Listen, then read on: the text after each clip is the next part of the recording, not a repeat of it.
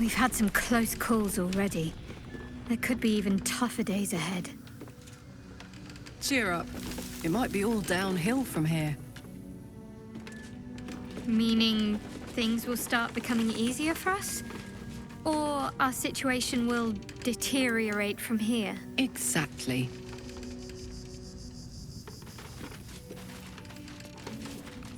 Who there, wanderer? Stay thy course a moment to indulge an old man. May I inquire if perchance you retain among your traveling companions a man who adheres to the given name of Gale?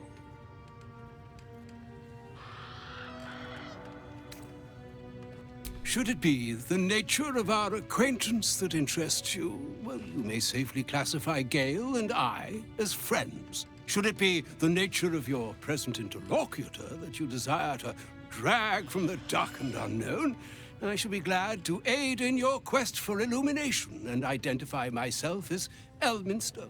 Elminster Ormar. Now, if this answer satisfies you, let us linger no longer in this limbo of indecision, but settle on your knowledge of the individual I seek.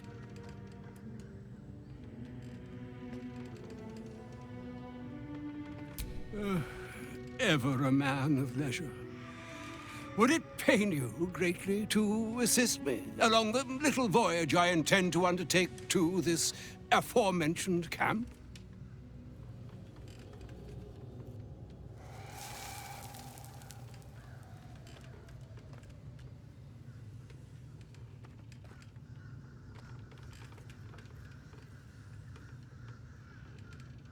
And I would confirm it to be so. Please, after you.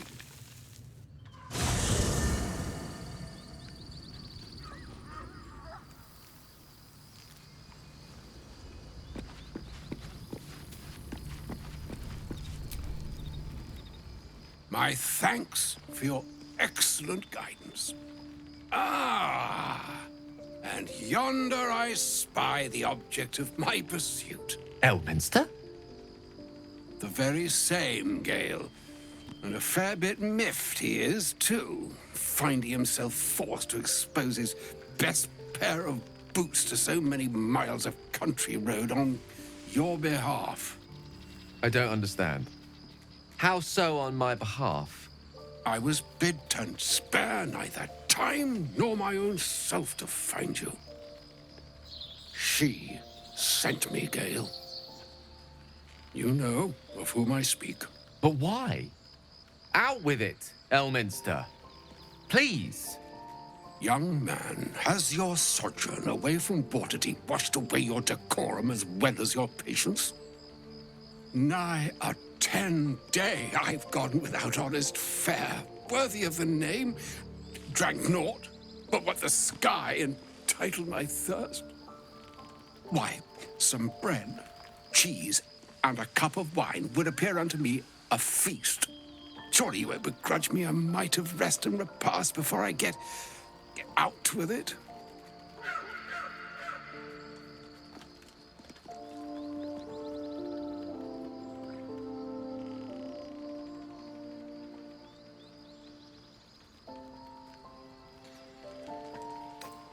And a great kindness that would be. See, Gale? Even in these barren parts, the art of hospitality begets inspired new works. If only one keeps up the practice. Oh, for the love of... Fine, fine. I'll turn a deaf ear to the clarion calls with which my scorned stomach beseeches me. Graver matters are at hand. Plenty to digest, after all. A good deal to stew over, if you will. Words ladled with import should be savored so as to better absorb their meaning. Wouldn't you agree? Elminster! Right. You see,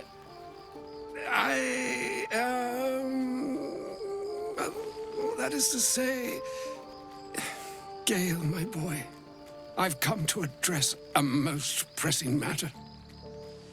I'll speak as plainly as I can, forswearing the accustomed frills that decorate my speech.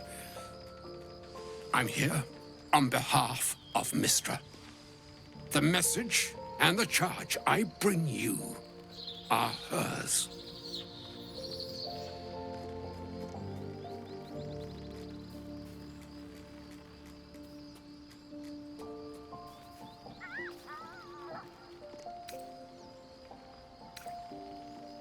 The long-awaited question. Now, if you please, Elminster, for the too long-awaited answer. You know where you went wrong, Gale. No, we needn't dwell on that here and now. But even so, you're to be given a chance of redemption. Mistra would consider forgiveness. She would consider what she considers to be forgiveness. Mistra is aware of the misadventures that have befallen you both.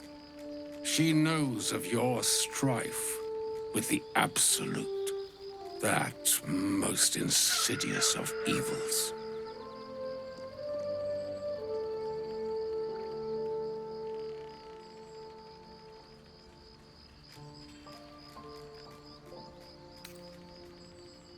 They choose the instruments of their will with great precision.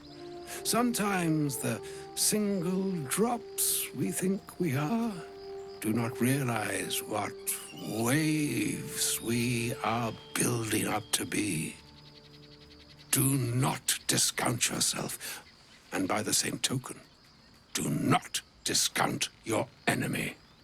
You must know that the Absolute is more dangerous than you can possibly conceive.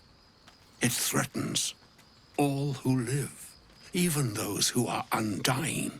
It threatens the gods, the weave, the very fabric of the universe itself.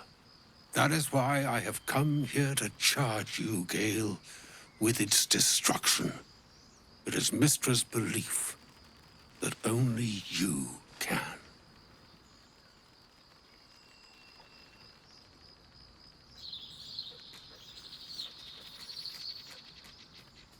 The orb. Precisely.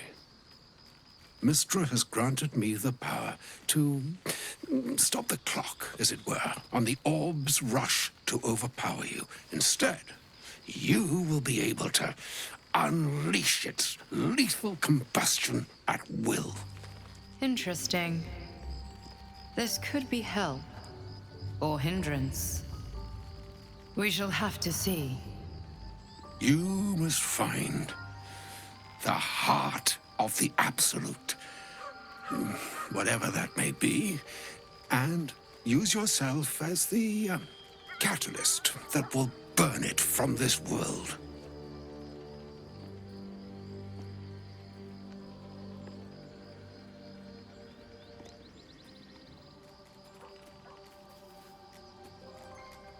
He is not. But it seems that Mistra is. It brings me no pleasure saying this, my friend. But such is Mistra's will. Yours must be the sacrifice that will undo the Absolute. And for your sacrifice, you will be redeemed. Such is Mistra's promise. With that, I've said my sorry piece, and need only bestow unto thee the charm I was bid. Meine hastra mistrariel, Italion, thras annas diffra.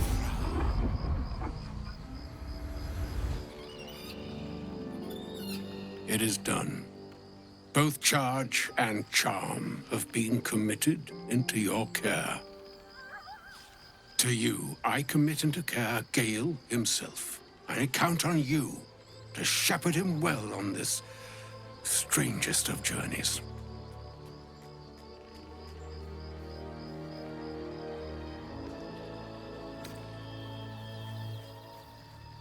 Or some other fortune altogether. Like moons make swell and wane the nescient seas, so too the sky-strewn gods ordain the tidal fates of mortal days. And yet, an ocean born in lonely hours, come ebb, come flow, come all that is beyond the breadth of our dominion. Be a moon unto yourself. Even the waves of fate can break upon the shores of will. Farewell, my friend.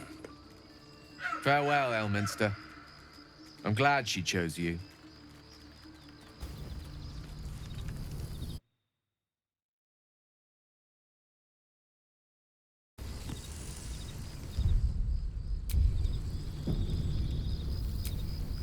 An audience with Elminster is never less than memorable.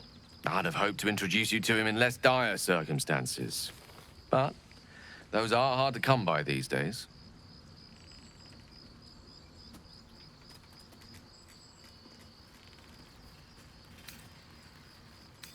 It's not a demand he wanted to make of me.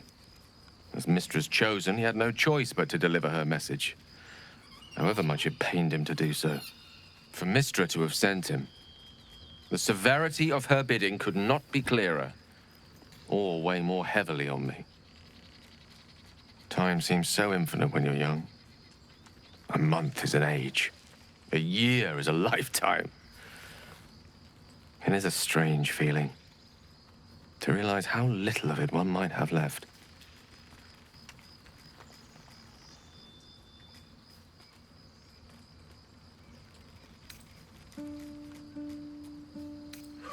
Of course.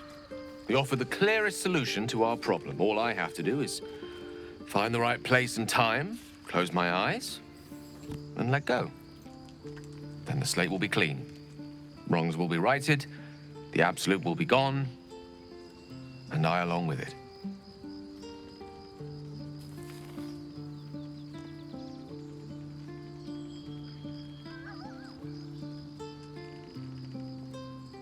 No doubt she has the power to do so, but as for the permission, Ao would not look kindly on her meddling in mortal affairs.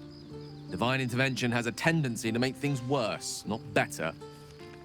As for Elminster, he's saved the realms more times than legend can recount. But to take on a god is no easy feat, even for him. My orb is the best chance we have, and only I can wield it.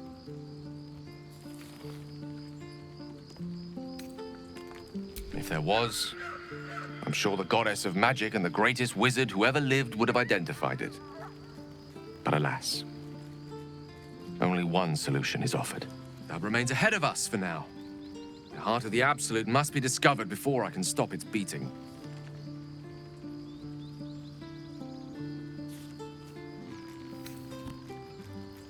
Let's save such certainty for the moment such a decision is upon us. You may feel differently once we know what we're truly up against.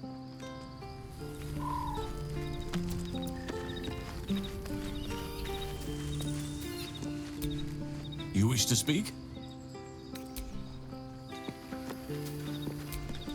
A shame my first brush with the famed Elminster couldn't be a tad more optimistic.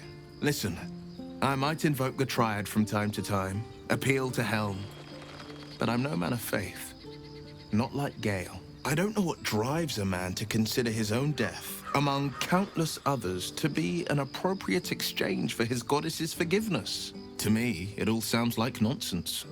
The faith that matters most is that which you hold in yourself, in the ones that most matter to you. Big Bomb be damned. Gale's got everything he needs to defeat the Absolute already. Talent, nerve, and powerful allies at his side. I hope he'll come to see that.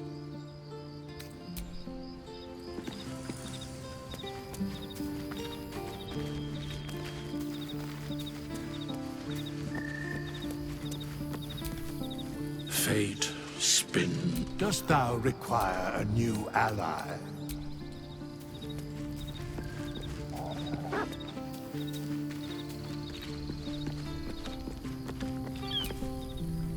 can't believe Mistress demanding Gale sacrifice himself to destroy the Absolute. It's just a waste of a perfectly good cult that we could be controlling. And a waste of a perfectly good Gale, I suppose.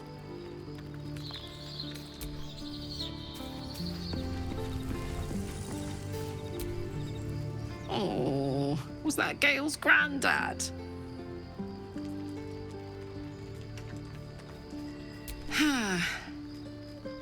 It doesn't ring a bell. But all right. Must have had something important to say to Gale if he came all this way. Good news, I hope.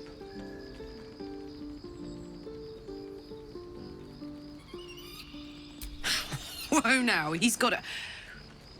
Well, I guess that would explain a little, but... Mistra? I mean, this is a lot to take in. What's he going to do?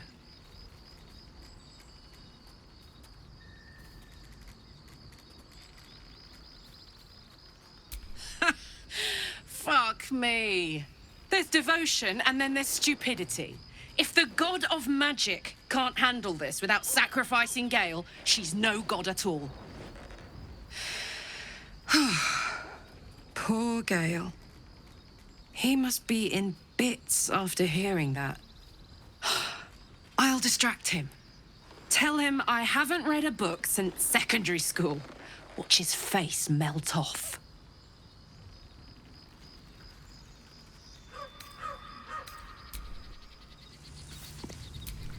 Thank you for agreeing to find Wulbrin. You mean...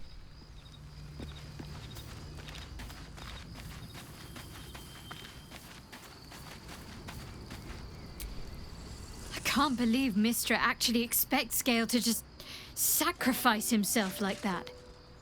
Seems like a waste of a fine mind.